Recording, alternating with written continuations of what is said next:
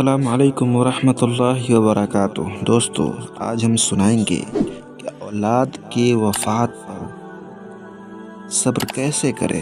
آئیے ہم قرآن و حدیث کے حوالے سے جانتے ہیں، ہمارے پیارے نبی محمد صلی اللہ علیہ وسلم کی زندگی پہ ایک نظر ڈالتے ہیں کہ اللہ کے رسول صلی اللہ علیہ وسلم نے کیسے صبر کرنے کے لیے کہا۔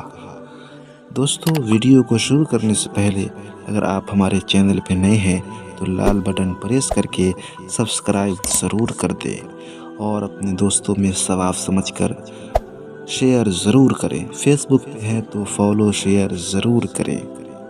دوستو، چلتے ہیں ویڈیو کی طرف کہ اولاد والدین کے دل کا ٹکڑا ہو۔ اولاد ماں باپ کے دل کا ٹکڑا ہے، جگر گوشہ بلکہ میٹھا پھل ہوتی ہے، اور انسان کے لیے سب سے زیادہ تکلیف وہ مرحلہ اولاد کی موت کا ہوتا ہے۔ جب اولاد مر جاتا ہے تو سب سے زیادہ تکلیف اس کے ماں باپ کو ہوتا ہے۔ اس موقع پر بسا اوقات صبر کا دامن ہاتھ سے چھوٹ جاتا ہے۔ آئیے ہم حدیث کی طرف چلتے ہیں۔ ایک عورت کو رسول اکرم صلی اللہ علیہ وسلم نے اپنے بچے کی قبر پر آہ زاری کرتے ہوئے دیکھا، روتے بلبلاتے ہوئے دیکھا تو اللہ کے رسول صلی اللہ علیہ وسلم نے فرمایا، اتق اللہ واصبری، اللہ سے ڈرو اور صبر کرو۔ اس عورت نے رسول اللہ صلی اللہ علیہ وسلم کو دیکھا نہ تھا، کہنے لگی، الیک انی فإنک لم تصب بمصیبتی ولم تعرفہ، آپ مجھ سے ہٹ جائیں کیونکہ آپ کو مجھ سے جیسی مصیبت سے پالا نہیں پڑا۔ پھر آپ کو کیا پتا؟ یہ الفاظ نبی صلی اللہ علیہ وسلم کو اس عورت نے کہا۔ اللہ کے رسول صلی اللہ علیہ وسلم وہاں سے چلے گئے۔ آپ صلی اللہ علیہ وسلم وہاں سے چل دیے۔ بعد میں کسی نے اس عورت کو خبر دی کہ تو نے جن کے ساتھ گستاخی سے بات کی ہے وہ اللہ کے رسول صلی اللہ علیہ وسلم تھے۔ وہ آپ صلی اللہ علیہ وسلم کے خدمت میں حاضر ہوئی اور کہنے لگی، الصبر، کہ میں صبر کرتی ہوں۔ آپ صلی اللہ علیہ وسلم نے فرمایا کہ الصبر عند الصدمۃ الاولی، کہ صبر وہ ہے جو مصیبت پہنچتے ہی صبر کرے۔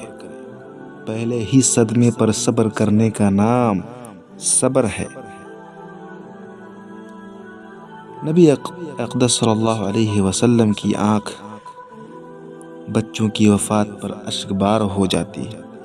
آپ صلی اللہ علیہ وسلم اپنے چھوٹے فرزند، اپنے چھوٹے بیٹے حضرت ابراہیم علیہ السلام، حضرت ابراہیم رضی اللہ عنہ کی وفات کے وقت موجود تھے۔ بچہ موت کی تکلیف سے دوچار تھا اور اس کی نبض ڈوب رہی تھی۔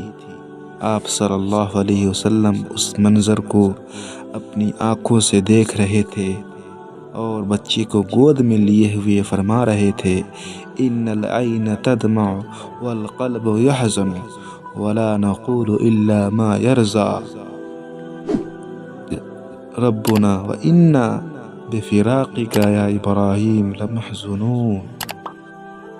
اللہ کے رسول صلی اللہ علیہ وسلم اپنے بیٹے حضرت ابراہیم رضی اللہ عنہ کو اپنے گود میں اٹھائے ہوئے کہتے ہیں، اپنے لخت جگر کو کہتے ہیں، اپنے نور نظر کو کہتے ہیں، آنکھیں اشکبار ہیں، دل غمگین ہے، لیکن ہم زبان سے وہی بات کہیں گے جس پر ہمارا رب راضی ہو۔ اے ابراہیم، اے میرے بیٹے، اے میرے نور نظر، میرے لخت جگر، ہم آپ کی جدائی پر نہایت ہی رنجیدہ ہیں، ہم آپ کی جدائی پر بہت ہی غمگین ہیں۔ حضرت اسامہ بن زید رضی اللہ عنہما کہتے ہیں، حضرت زینب رضی اللہ تعالی عنہما بنت رسول اللہ صلی اللہ علیہ وسلم، یعنی اللہ کے رسول صلی اللہ علیہ وسلم کی بیٹی حضرت زینب رضی اللہ عنہا نے آپ صلی اللہ علیہ وسلم کے پاس خبر بھیجی کہ ان کے صاحبزادے کی وفات کا وقت قریب آ چکا ہے، اب وہ انتقال کرنے والے ہیں، اس لیے آپ صلی اللہ علیہ وسلم حاضر ہوں۔ آپ صلی اللہ علیہ وسلم نے سلام کہتے ہوئے اس موقع پر یہ پیغام بھیجا کہ جو دیا ہے وہ اللہ کا ہے اور جو لیا ہے وہ بھی اللہ ہی کا ہے، اور ہر چیز کے لیے اس کے پاس ایک وقت مقرر ہے، اس لیے آپ صبر کریں اور اس صبر پر اللہ رب العالمین سے اجر کی امید رکھیں۔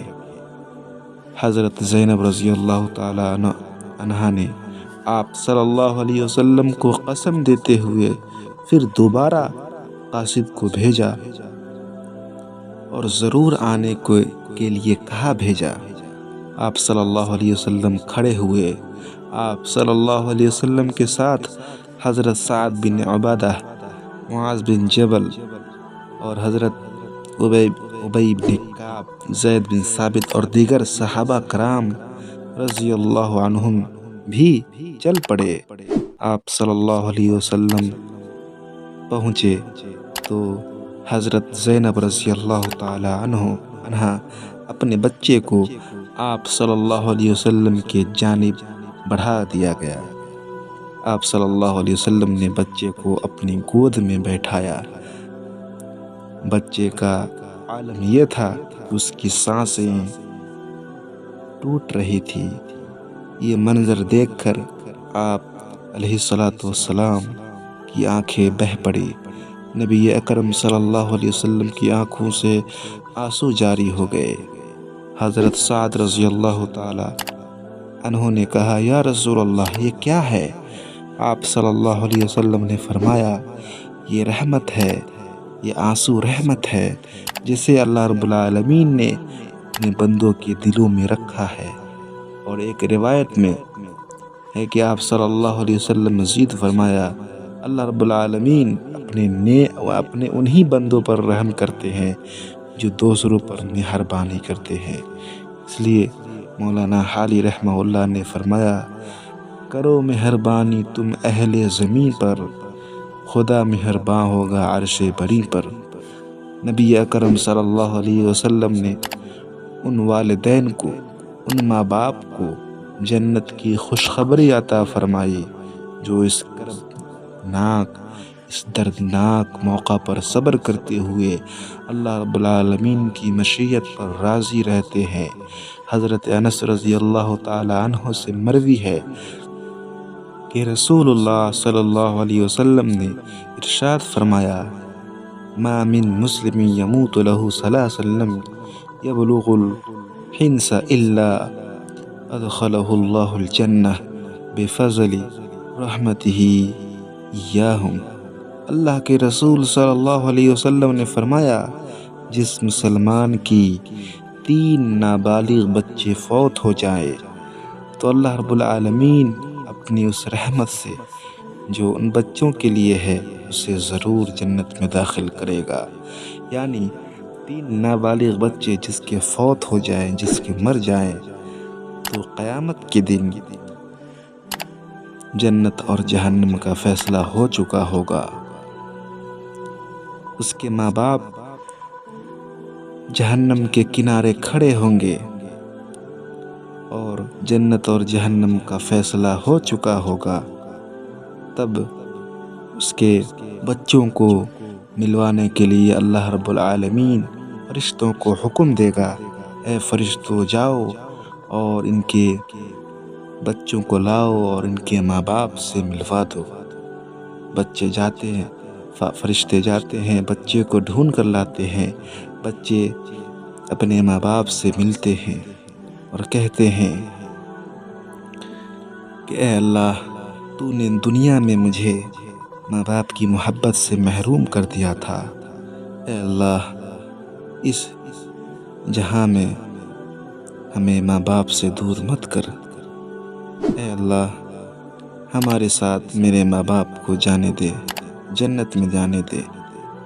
اللہ رب العالمین بچے کی دعا کو سنے گا اور کہے گا چھوڑ دو، اے بچوں جاؤ اپنے ماں باپ کو اپنے ساتھ جنت میں لے جاؤ۔